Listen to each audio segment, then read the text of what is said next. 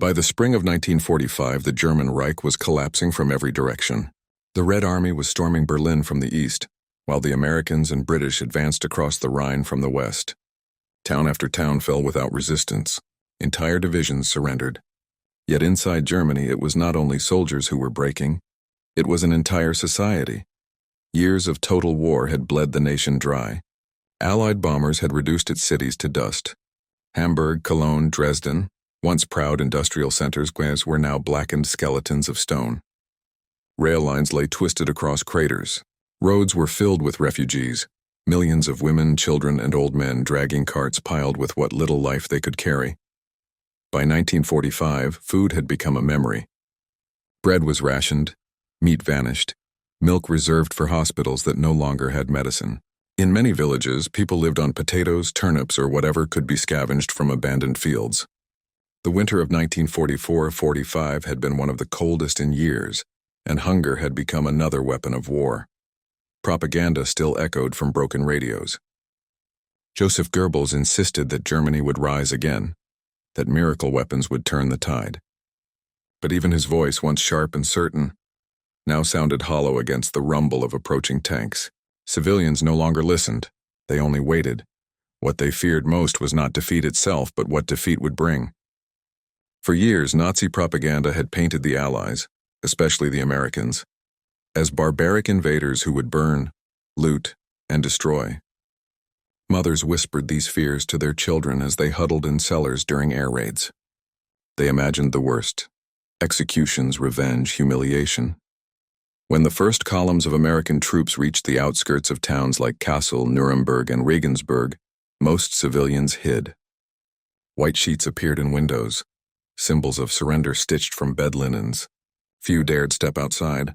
The sound of engines and boots on cobblestone was a sound they had dreaded for years. But as the occupation began, something unexpected happened. The enemy did not behave like the stories had said. American soldiers were young, tired, and human. They looked nothing like the monsters described in Nazi leaflets. Some smiled. Others handed out cigarettes or chewing gum to children who stared in disbelief. For the first time in years, German civilians saw something that had vanished from their world: kindness. Still, the fear lingered. Families waited to see if this mercy was real. The Americans, too, were cautious. They had been fighting these people for years. Many had lost friends in Normandy, the Ardennes, and the Hurtgen forest. To them, Germany was the enemy that had burned Europe. Yet here, in these villages, they saw faces that were no different from those at home. War had turned conquerors and conquered alike into survivors. And survival was now the only common language left. It was in this fragile space and between surrender and compassion that history took a quiet turn. Because as the Reich crumbled, a strange reality began to unfold. As German defenses disintegrated, the Allied armies faced not only victory but an immense humanitarian crisis. The Third Reich had collapsed, but what remained was a nation starving, displaced, and shattered by its own leadership. Entire towns were reduced to rubble. Rail lines lay in ruins, farms were abandoned, and factories silent.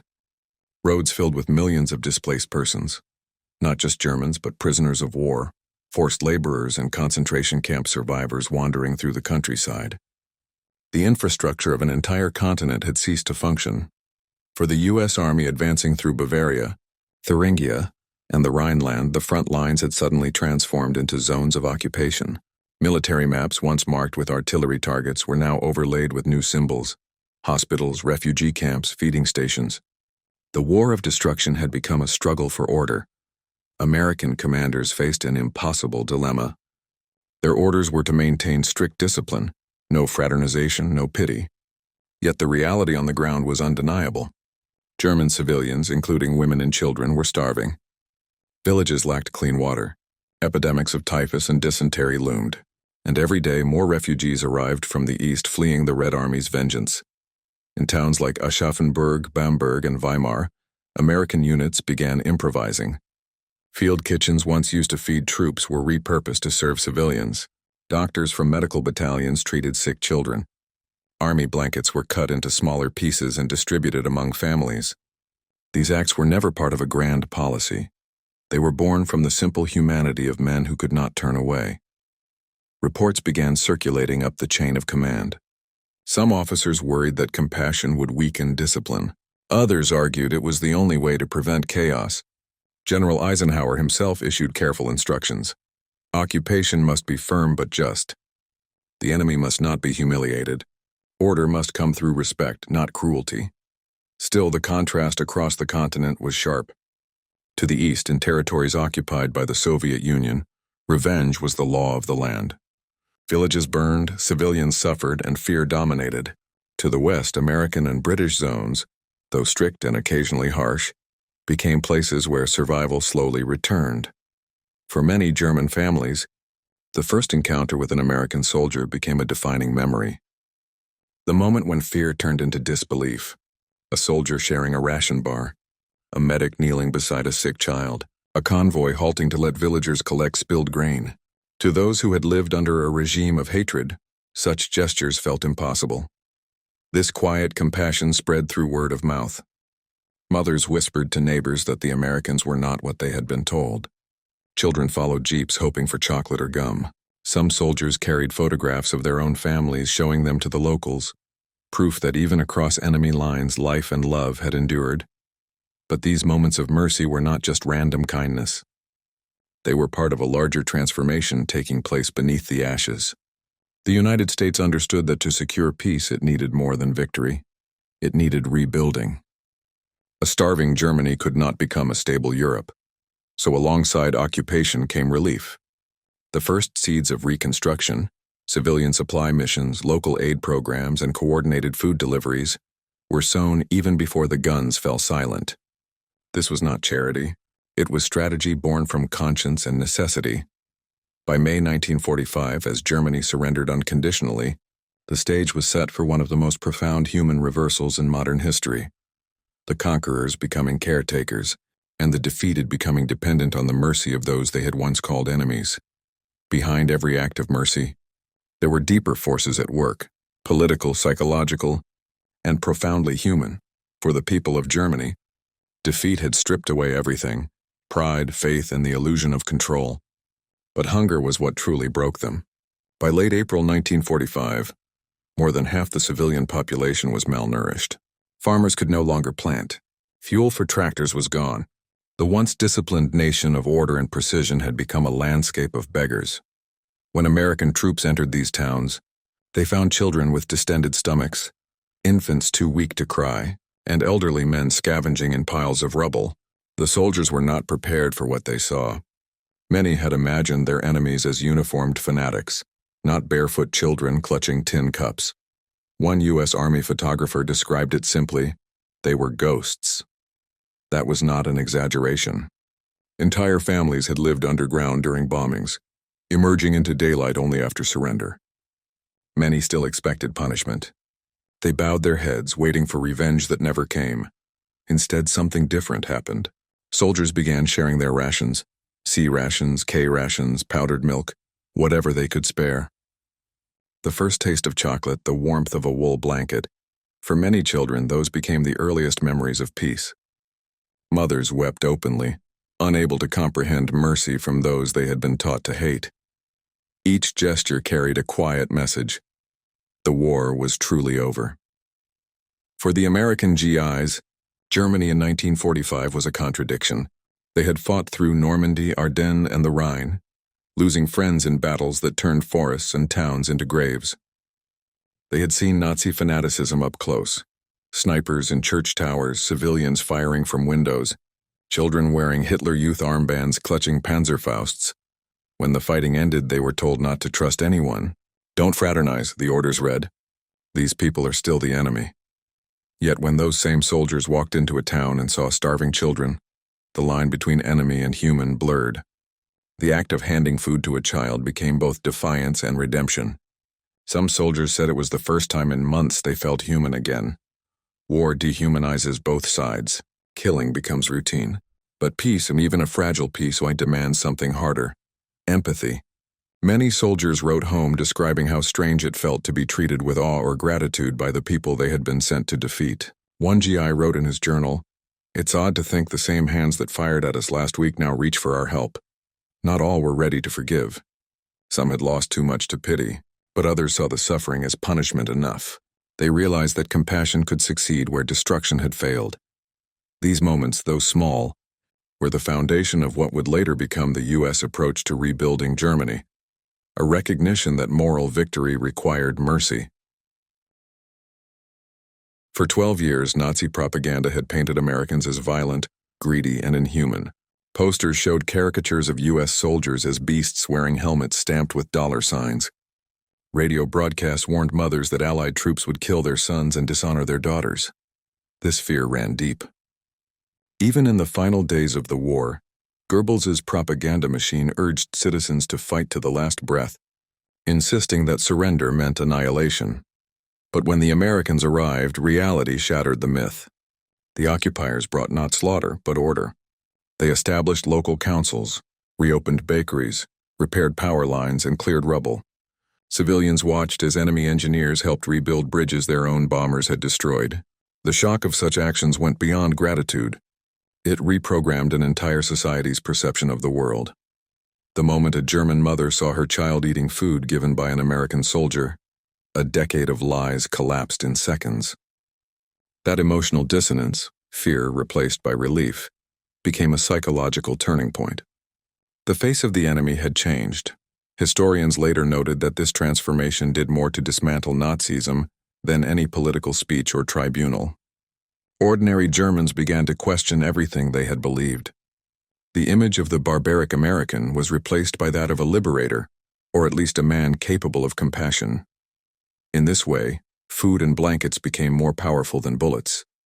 They carried a message that no propaganda could erase, that mercy, not fear, was the true mark of strength, and yet, these human stories were only one side of a larger transformation taking shape, one that reached far beyond the ruined towns of 1945.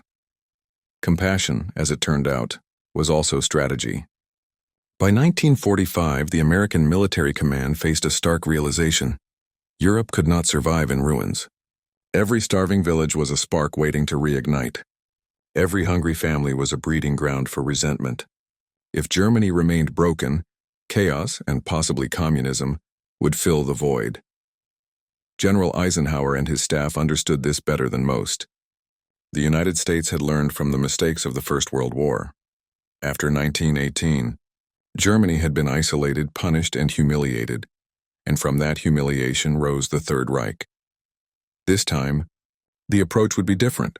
Officially, the Allied Control Council's early directives were strict: dismantle the Nazi regime, disarm the military, and control the population.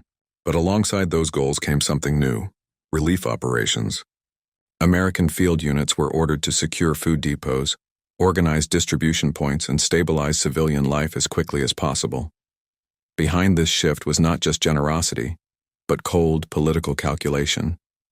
A stable Germany meant a stable Europe, one less vulnerable to Soviet influence. Feeding the enemy was not weakness, it was foresight. At first, even some U.S. troops resisted the idea. Why help those who had caused so much suffering? But senior commanders argued that mercy could achieve what punishment never had: lasting peace. When food convoys rolled into destroyed cities like Frankfurt and Munich, the message was clear: America was not here to enslave Germany, but to rebuild it. That message would echo for decades, forming the philosophical groundwork of the Marshall Plan and NATO's future partnership. In hindsight, it was one of the most effective tactical decisions of the post-war world, to win hearts not through occupation, but through restoration. In those days, mercy was not simple. Every loaf of bread given to a German child carried a silent question: how do you show kindness to those whose country caused such devastation? Many American soldiers had seen concentration camps with their own eyes. Buchenwald, Dachau, Ohrdruf, names that would sear themselves into the conscience of mankind. When those gates were opened, when the smell of death still hung in the air, it seemed impossible to forgive. And yet, just miles away, mothers were collapsing in tears because an American GI handed them a blanket. This moral contradiction defined the spring of 1945. The Americans could not ignore the horror Germany had unleashed, but they also could not ignore the humanity of those now paying for it. Many soldiers later said that seeing the suffering of civilians, especially children, forced them to separate ordinary Germans from the Nazi machine. The guilty had built the system, but the innocent were now buried beneath its ruins. War makes judgment simple. Peace makes it complicated. There were moments when compassion became an act of quiet defiance, against hatred, against vengeance, against the very nature of war itself. The choice to help was not just moral, it was symbolic. It proved that cruelty did not have the final word. For some soldiers, feeding German children became a way to reclaim their own humanity after years of killing. In diaries and letters, they described it as a kind of salvation, the rediscovery of conscience. It felt, one medic wrote, like patching the world back together, one small life at a time. In those ruins, mercy became the truest measure of victory. The children of 1945 were too young to understand defeat, but old enough to remember hunger. They had lived through air raids, evacuation, and endless fear. Many were orphans, many others separated from fathers who would never return. When the Americans arrived, these children became the bridge between two worlds, the living symbols of what the future could become. Soldiers would write home about them constantly. They followed our trucks like shadows. They smiled when we waved. They laughed when we tossed them gum. For men who had seen nothing but death, the sound of a child's laughter in a ruined street was a kind of healing. Those moments, of a soldier kneeling to hand out chocolate, of a girl clutching a U.S. Army blanket as if it were treasure, were small, but they carried an enormous weight. They showed that even after years of war, innocence could still exist. Many of those children would grow up remembering the faces of the men who fed them. Some would later speak of it as the moment they stopped being afraid. Others said it was the first time they felt hope. In the years that followed, these same children became the backbone of a new Germany, one that would align with the West, rebuild its democracy, and embrace peace. In their memories, America was not the destroyer, but the hand that lifted them from the ashes. Those weeping mothers, those smiling children, and those tired young soldiers, and together, they wrote the first lines of post-war reconciliation. And yet, even compassion could not escape the shadow of what had been, because as the Allied troops discovered the full scale of Nazi crimes, the fragile mercy of 1945 faced its greatest test. By April 1945, the final collapse of Nazi Germany revealed horrors beyond imagination.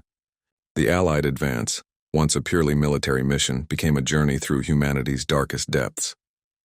As American troops pushed deeper into Bavaria and central Germany, they began to uncover the full extent of the Third Reich's crimes. The first concentration camps liberated by U.S. forces, Ohrdruf, Buchenwald, Dachau, were not battlefields. They were cemeteries without graves. What soldiers found there defied words. Rows of emaciated corpses, survivors staring blankly through barbed wire, too weak to speak, the air thick with the stench of decay. These were not enemies. They were victims of the same regime the Americans had just defeated. When General Eisenhower visited Ohrdruf, he ordered every available unit to witness what had been found. "Let the world see this," he said, "so that no one can ever deny it." Soldiers wept openly. Some vomited, some prayed, others stood in silence, staring at the unimaginable. The discovery of the camps changed everything. For months, American troops had fed civilians, handed out blankets, tried to restore order. But now they understood the full scale of what had been done in this land, and the moral weight of helping its people became far heavier.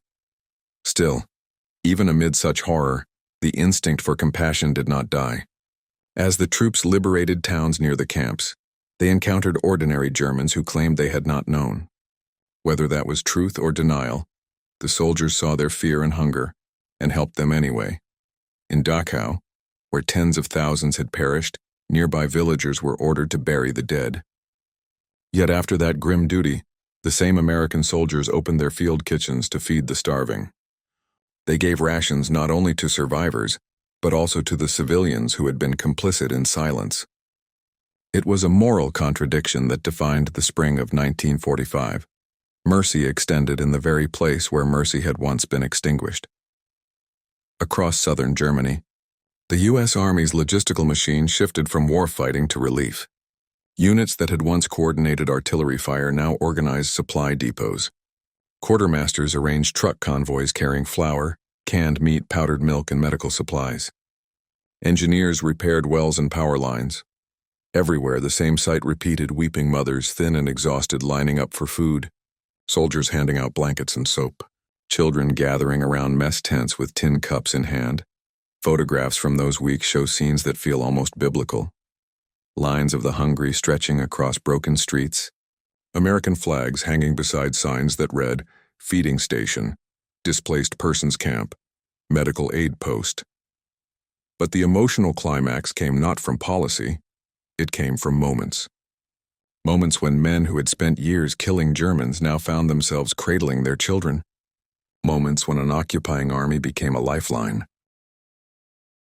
In Weimar, just days after the liberation of Buchenwald, American troops established food distribution for nearby towns. Civilians approached hesitantly, eyes downcast, expecting anger. Instead, they were given bread. One officer recorded in his diary, "They cried when they saw the food. I don't think they believed it was real." Such moments spread faster than any order.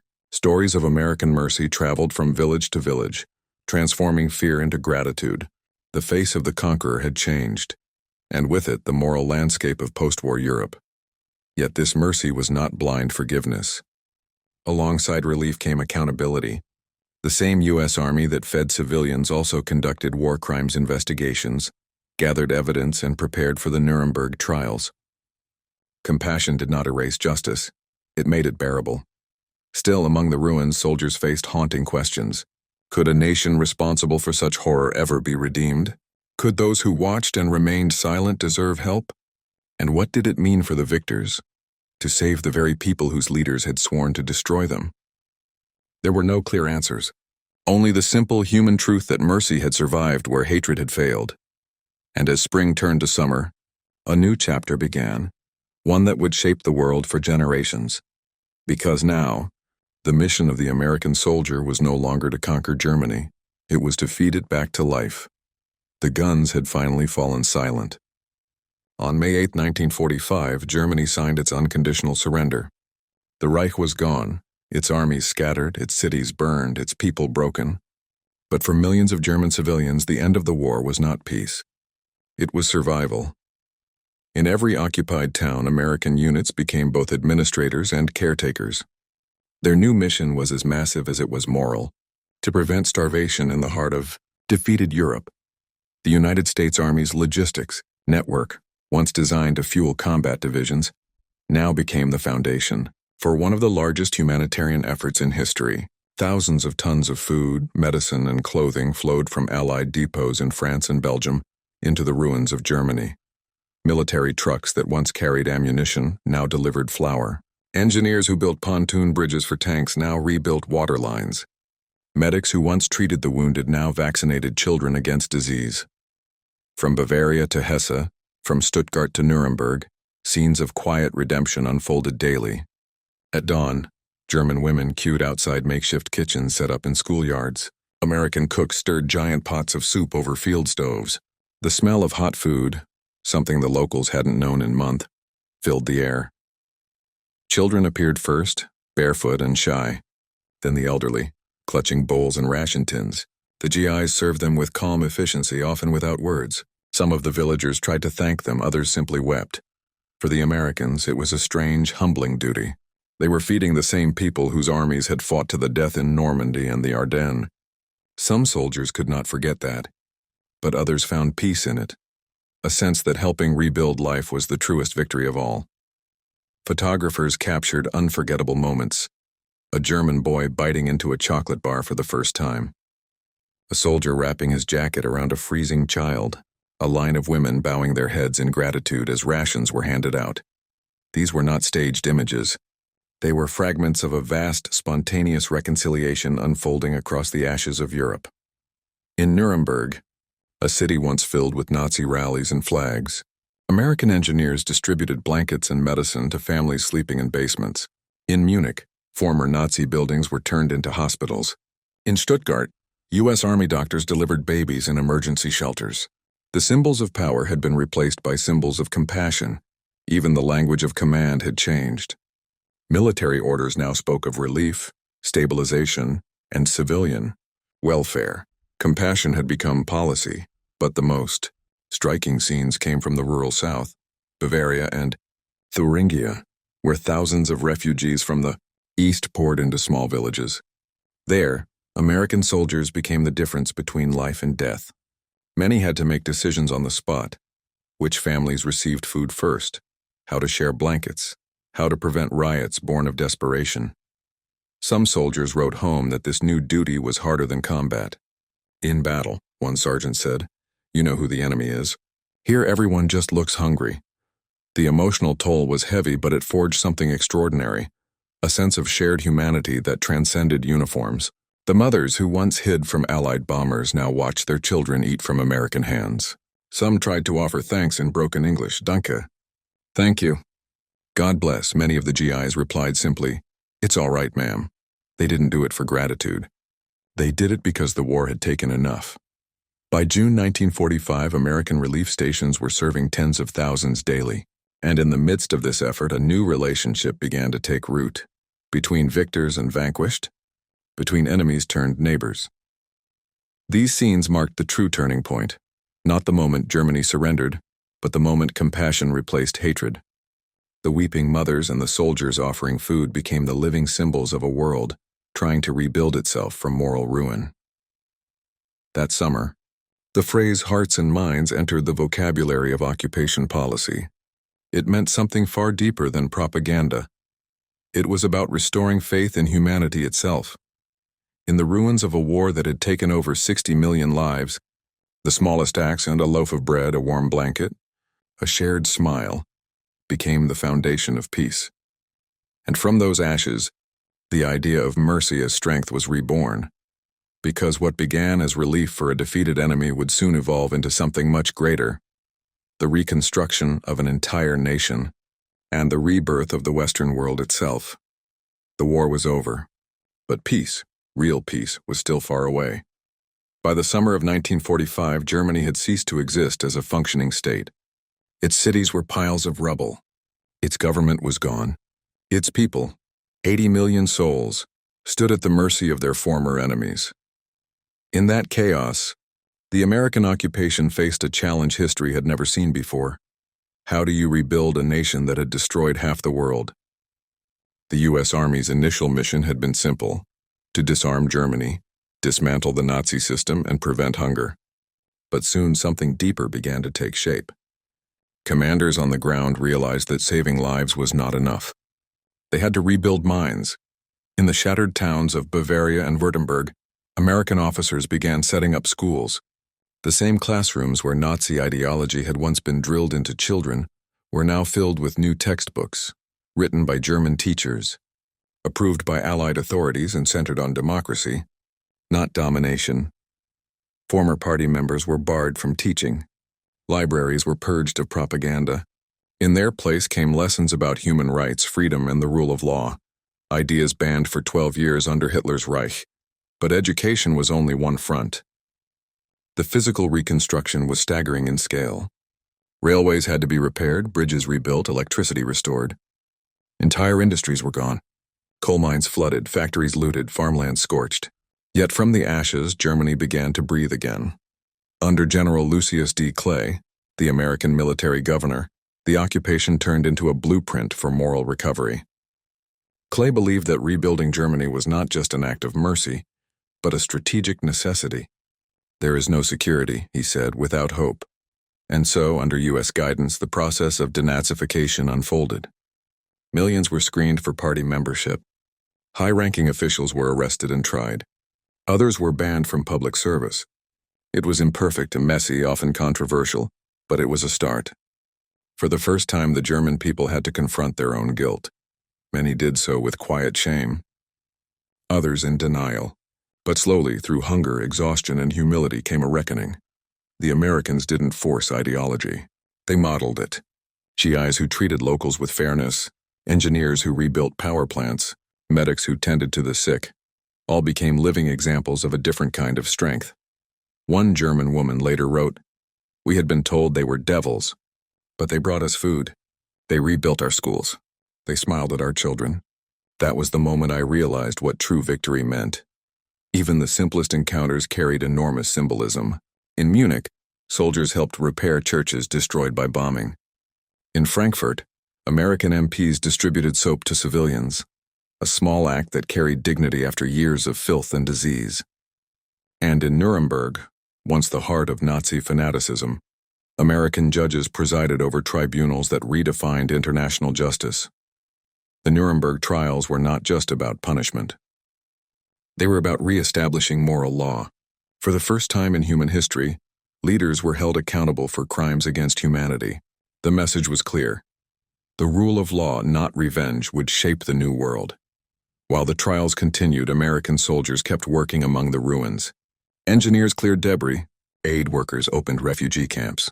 The Red Cross and the UN Relief and Rehabilitation Administration joined in.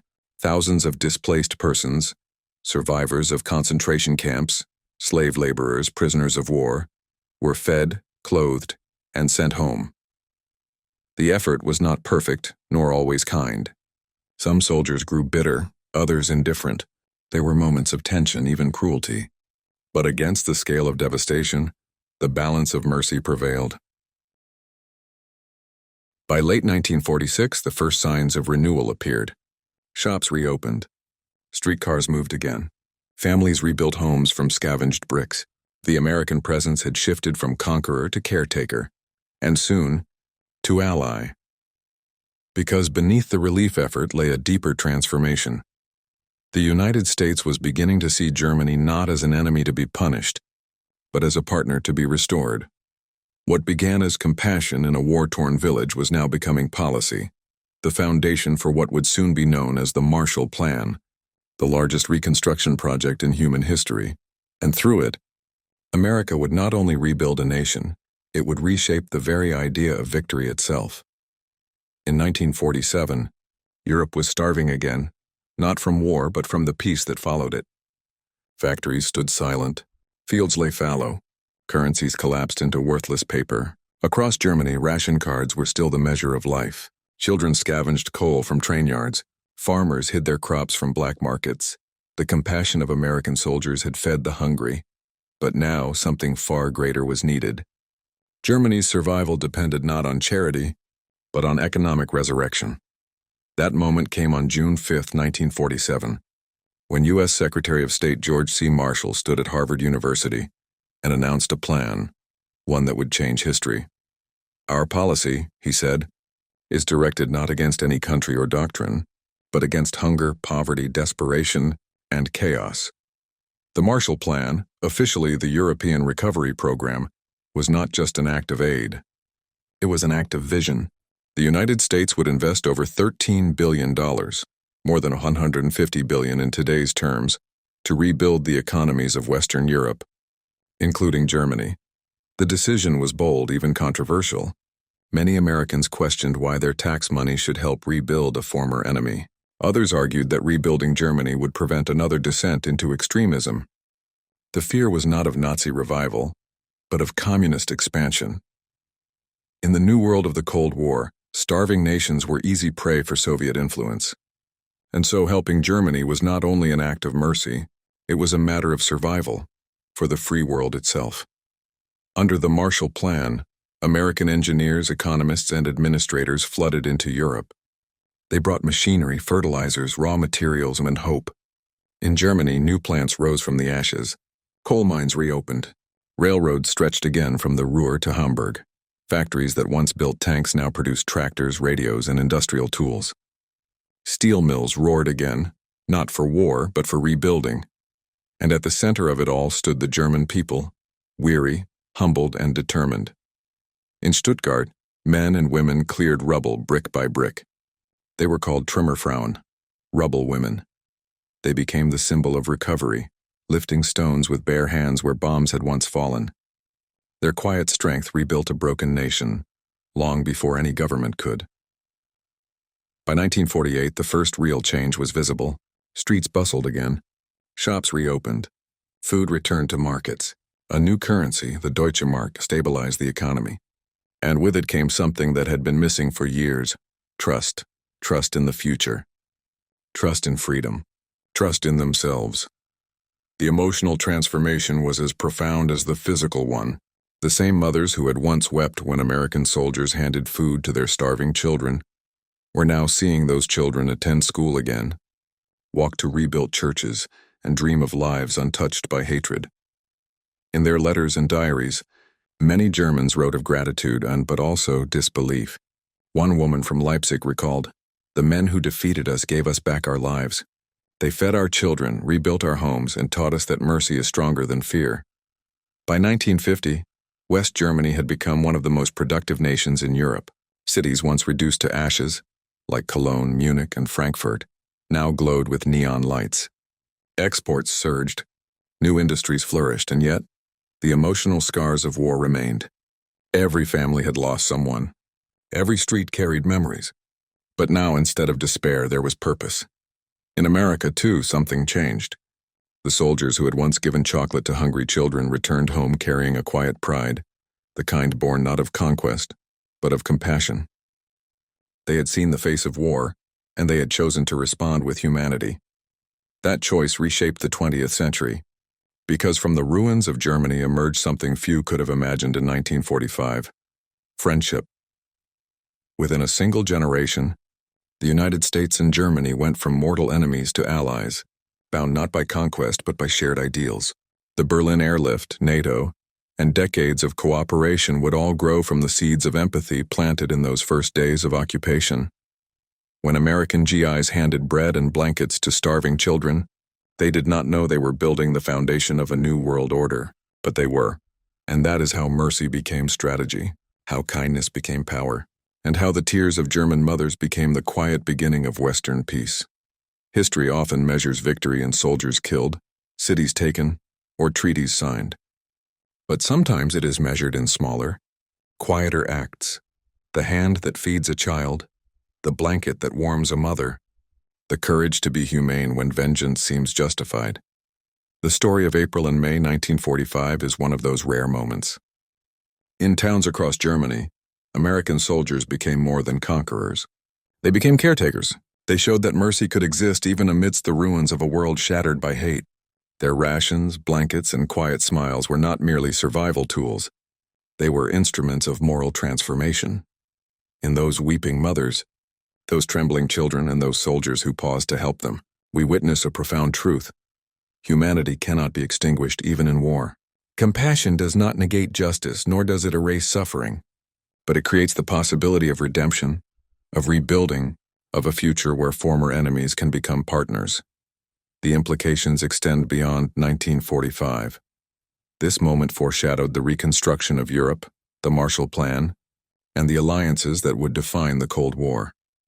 It set a precedent that victory does not require cruelty, that power is strongest when tempered with empathy. It is a lesson that continues to resonate in times of conflict today. And yet, perhaps the most lasting impact is human and emotional. The children fed by American soldiers would grow up in a world that, for the first time in decades, promised safety, opportunity, and dignity. The mothers who wept would live to see their communities restored.